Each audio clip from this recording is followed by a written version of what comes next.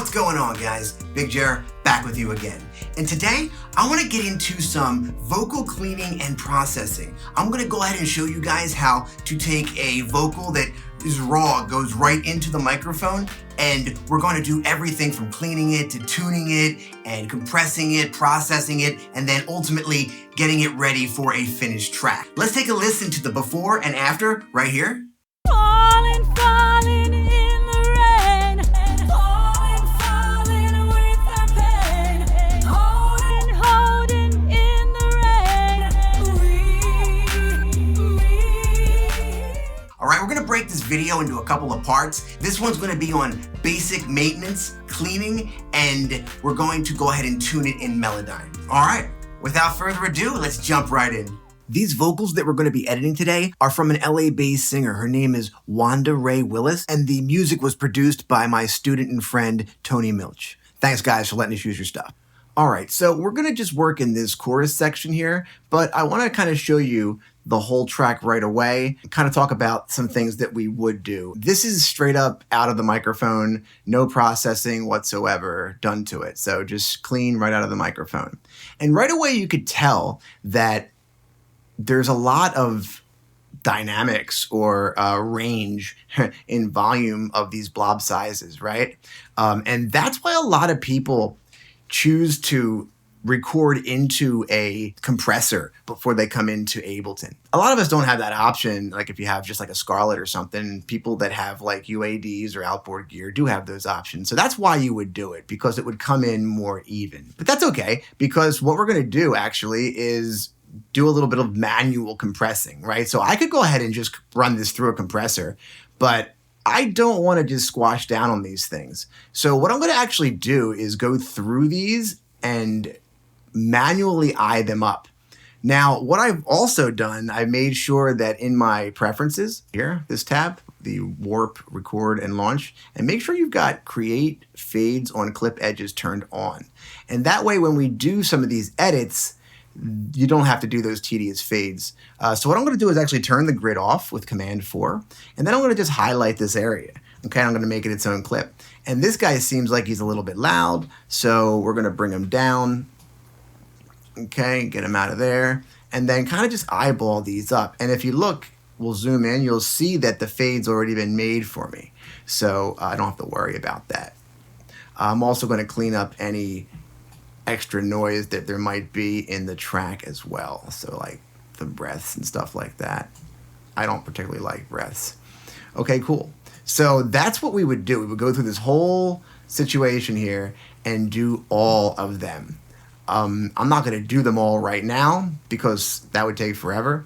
And we're focused in on this chorus area. So what I'm going to do is do these, and then I'm going to speed up the process so you can watch me do them, but you don't have to painstakingly like actually watch. So here we go. So while I do this in the background, I want to take this opportunity to let you know that vocal processing and vocal cleaning is a tedious affair. So sometimes there's no shortcuts to some of these things we have to do. Okay, so we can't do some of this stuff because these words are connected, right? So that's where the compressor is going to come in. But the ones that I could do, I did do. And there are plenty of them riddled through this whole performance.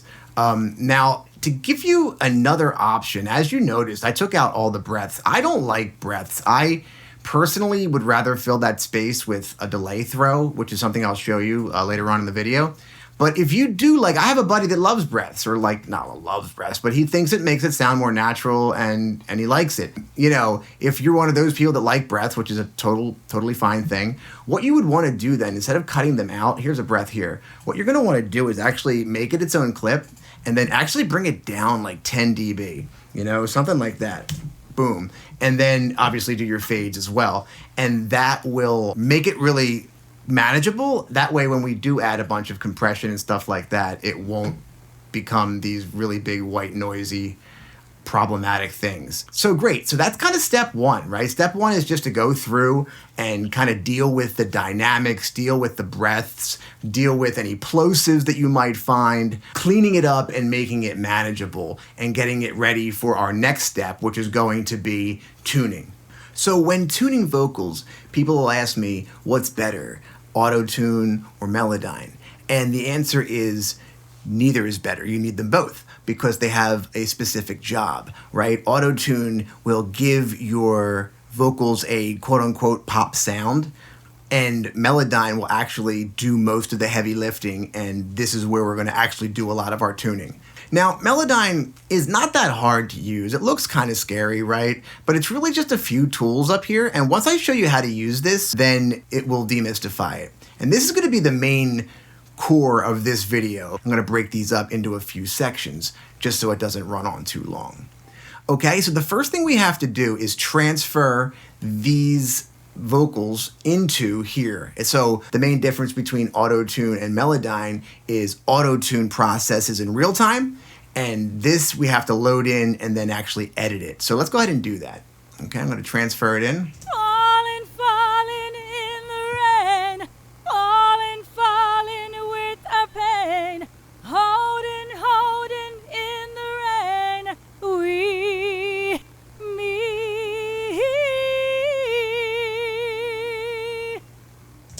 All right, not bad. Not a bad performance. One thing I did notice is she's got a very heavy vibrato, and actually you could see it. If we look right here, let me just zoom in a bit. You could see these wiggles all throughout her performance, and that's something that we do need to tame. It's great to have a vibrato. It gives you a nice energy, and it's a definitely a live thing. It really feels very organic, but we do want to manage that. So the first thing we're going to do is, I have this like in a step process. So we're going to go ahead and select everything, okay? And we're going to use our first tool, and our first tool is the pitch tool, okay? And what we're going to do is double click any one of these with them all selected. And what it's going to do is put them on the nearest note that it thinks it is. So right away, we've now lined up the pitches to a note where they were kind of hanging. A lot of them were just kind of in between notes, right? So now we've lined them up to a note. So let's go ahead and listen through. And if we do need to drag any of them, if it thought it was on the wrong note, I could then use this same tool to move these guys around. So let's see what we got. And we're going to always do this with the music in the background.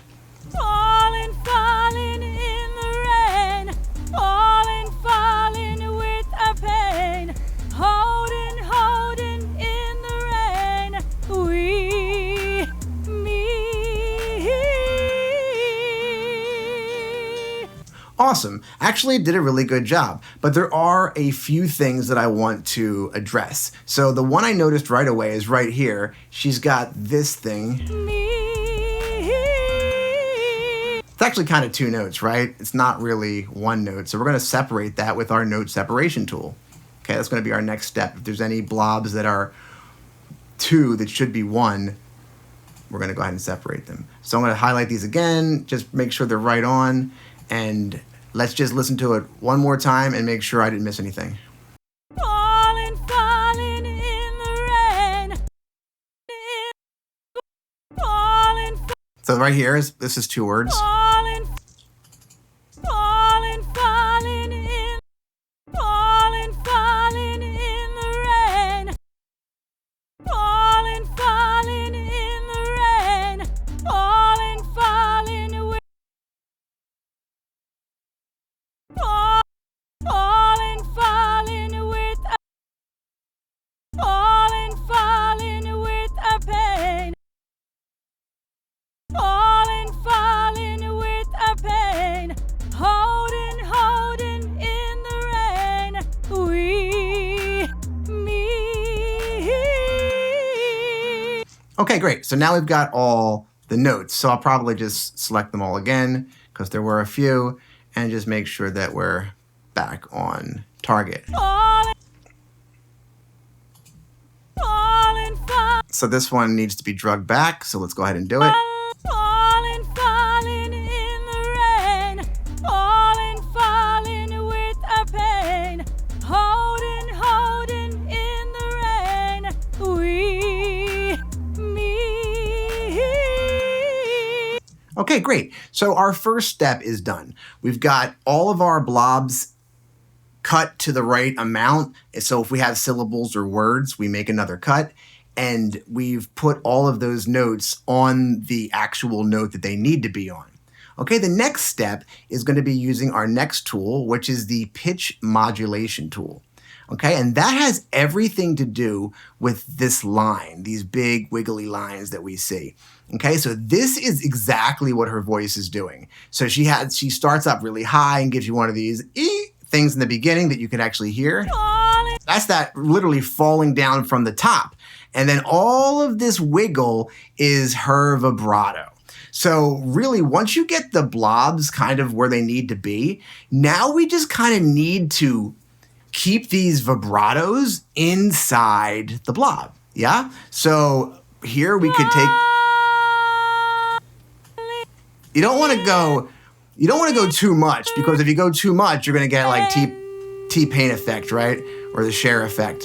So you want to just kind of eyeball them up and keep them right inside the blob. And a lot of times I do this, just go through it like I'm doing right now. And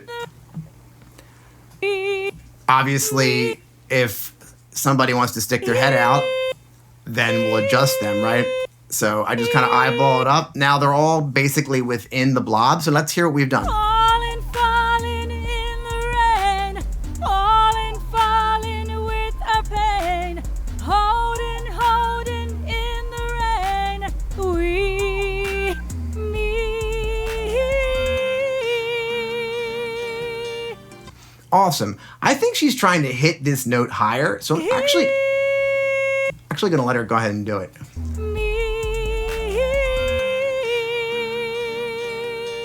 Sometimes you want to break the rule, right? Because it's easier sometimes to just let her voice do that travel that it wants to do rather than affix it to an actual note. Sometimes it just doesn't want to. Also, notice that I'm letting these vibratos live. I'm not really just like squashing them down. So that's important too. Okay, great. So this is pretty good in my opinion. So now we are going to go to our last tool. And our last tool that we're going to use is the pitch drift tool. Okay, actually, you just want to kind of be, for whatever reason, this one works best when you're just kind of letting it go, and there it is right there. It's this yellow line that connects the notes. So I'll zoom in. So this is kind of like a pitch bend in a synth, because technically this is a synth. So this is a pitch bend, right? So like this up, falling. I can actually go into here and adjust how the pitch goes. Falling, falling in the rain. Maybe I could adjust this. Falling, falling in the rain. Falling. And I can really make this very musical and dial this into how I think the performance should be. It's a little hard to find sometimes. You just gotta put your mouse right in front of it and you'll see this little icon appear. And that's the one you want, that's the guy. Falling, falling in the rain. Falling, falling with a pain. Holding. Like right here, I want this to be more. Holding, holding in the rain. I can go for a little more of a bend on this one. I guess I just like a more legato performance, I don't know. Holding, holding in the rain. Nice. There we go, bend up for sure. That's very dramatic. Let's let it be dramatic. Me. I'm sorry. We. All right, maybe that's too dramatic, sorry. We. Me. I want both of these to kind of feel the same. We. Me. We. Me. We.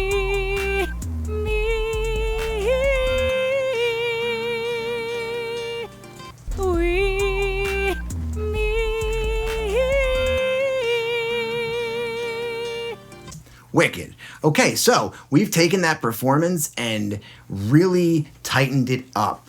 You could take it to whatever level you want. I like to leave a little bit of the naturalness to it, especially because we're going to be hitting it with an auto-tune as well. So once we get what we like, I definitely don't rock with Melodyne on. It's too volatile. So what I'm going to do is actually just freeze and flatten it, yeah? And bring it down to another track. So I'm going to literally freeze it. And then what I'm going to do is open up another audio track. Okay, I'm gonna go ahead and highlight the area that I just did, which is all of this, and then I'm gonna go ahead and Option drag it down. Option on a Mac, I suppose it's something else on a PC. And now we've got the Melodyne performance burnt in to our new clip here. And then let's go ahead and listen to it with the music. Falling, falling in the rain, falling, falling with a pain, holding, holding in the rain, me.